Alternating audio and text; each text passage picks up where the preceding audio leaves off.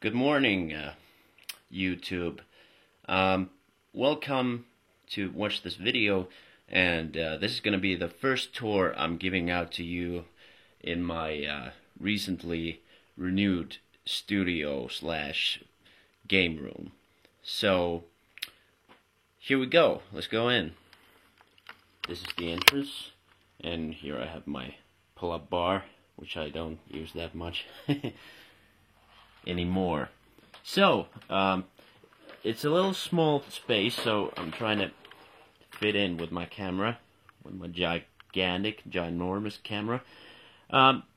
Here you see the wall I just exposed and had to rebuild, since there were cupboards from that corner to this corner right here.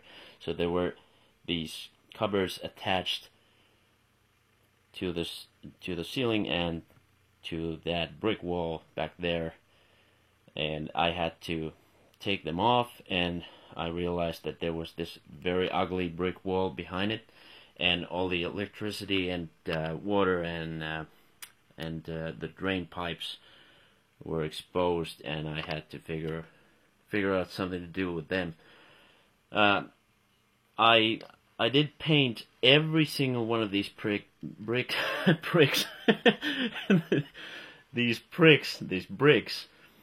with renewing paint in red. They were ugly yellowish, brownish, all the different colors of red and puke brown. And now it looks a little more decent. So anyway, I had to build these wooden caskets for the sewer pipes and water pipes and electricity and all that shit. And I had an idea that I would actually build the shelves in between them, and that worked out great. And to avoid that, I would have had to increase the panels in the ceiling to that area, because there were no panels. There were these cupboards before. So I decided to build that kind of shelf in the ceiling, so I could put out these bigger items and objects in there, so they wouldn't be laying here on the ground. It's a nice space saver. I had to admit I did a pretty good job with it. Well, let's look at the game collections here. These shelves between the two caskets are actually IKEA shelves, like those two there. Pretty cheap, pretty ugly, but they work alright with DVDs. On these shelves we have my NES game collection. There aren't much games here compared to some other game collectors. There are about 100 games, a little over 100 games, if you don't count the multi-game carts, which have like 20 or 50 games on them each. I have a few of those too, but they don't count. And here's the TV that I play the NES and other consoles here. It's a small TV because, you know, the NES picture of NES doesn't look as impressive on the big screen that it looks on a smaller one. Here's the console itself, and right next to it is Sega Saturn, one of my favorites too, and I have a few games for that console too. You can see here, all these are PAL versions, European versions of it. I don't collect Japanese or US versions because they don't fit in, they don't blend in with the European covers. There's PS2 right there. I don't play it much, but when I play it, I usually play PS1 games with it, because they're the games from my youth. There's Jaguar. Jaguar's in the box mainly because two reasons. Actually, the box looks cool, even though it's a little hidden in the background there. And the other reason is that Jaguar doesn't have dust cover on its cartridge slot, which is very stupid, because when you have it on display, it gets very dusty very easily, unless there's a game attached to it. And it doesn't make really much of sense, because all the other consoles, like I think Atari 5200 actually had a dust cover. So does Super NES, and so there's PS1. Actually, that's the original PlayStation. I also happen to have PS1 too. For a clearance, PS1 is the compact and more recent model of PlayStation 1. The disadvantages with PS1 is that you cannot use Game Genies, action replays or anything like that with it, because it doesn't have a slot for it. There's a case with Nintendo logo on it. I keep my Nintendo controllers in there. It's actually a case for 10 games. There's Game Genie, as I mentioned, it not being used with the PlayStation. It's Game Genie for the NES. Some Famicom games, actually Famiclone games. I don't have actually Famicom. I do have that Famiclone. I used to own a Famicom, the real deal, but I couldn't get it to work with my TV with that Japanese NTSC signal, so I sold it. There are my PS1 games.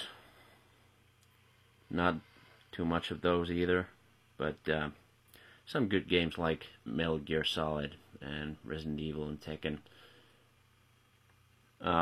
Some Super Mario action figures up there, not much, only Mario and Luigi, actually. And my old wallet, let me see if I can get this camera up enough. There it is. It's a big motherfucker. It couldn't fit in any of my pockets, so I had to get rid of it and just put it on display in my shelf. There's my Game Boy, the original, without color, and some games for it. I actually play that quite often.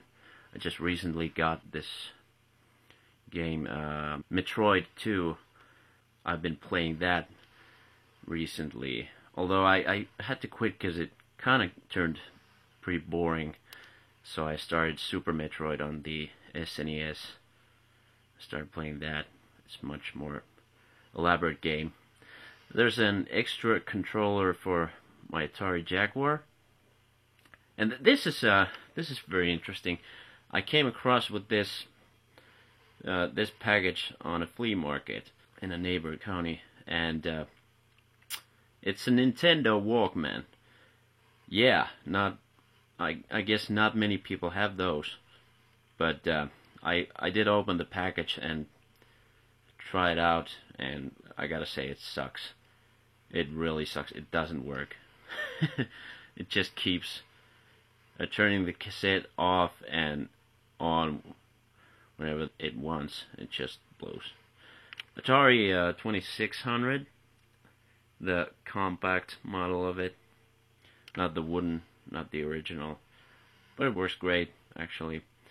Some NES game covers, some Jaguar games in the shelf right there.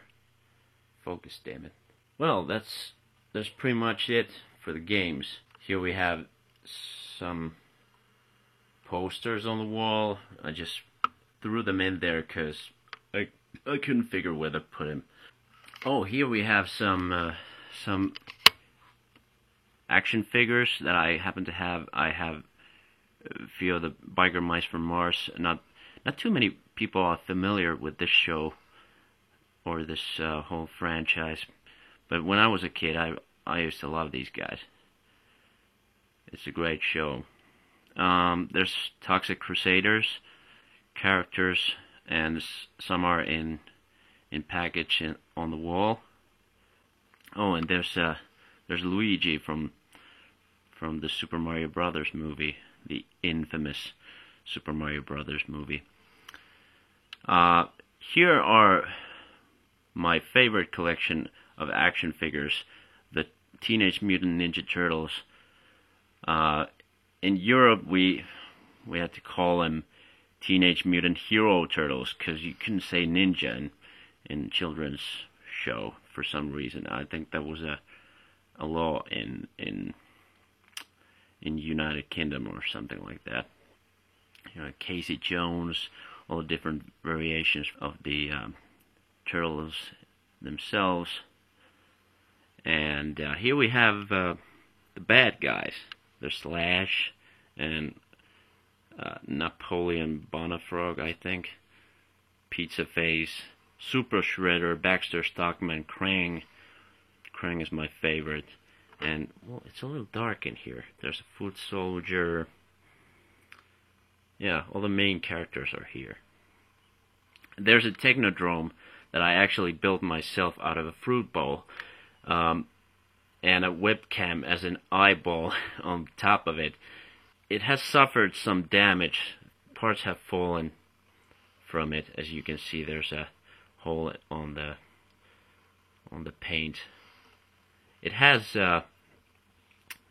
some LED lightings inside, so when you turn the power on, you can actually see the flashing LEDs through that blue window. Some Godzilla character, I don't know where the hell did I get that. And there's Xena from Xena, or Hercules as it says on the package. Some DVD collection, some VHS collection. Looks like I'm running out of tape, so I better get moving. There are some more action figures from Kenner's Aliens and Movie Maniacs, The Thing. There are more Movie Maniacs there. More Movie Maniacs and the Scream mask. I got it from a flea market also. I have Turtles curtains, or drapes, if you will. And it's a little dark in here, but if you can see, I have some He-Man characters. Very few of them. I don't collect them myself, but every time I come across with them on flea markets and stuff, I, of course, take them away. Street Shark, hand puppet, actually. That's the only Street Shark character I have. I used to have more of those, but I wasn't really familiar with the show as I was growing up, so I'm not a real big fan of those. Some Star Wars stuff and other movie boxes, or VHS tapes, DVDs. My studio, here I do all the recording and editing of videos and music. It's not much, but I'm pretty satisfied with the stuff I have. Alright, thanks for watching. That was the studio. See you next time. Bye.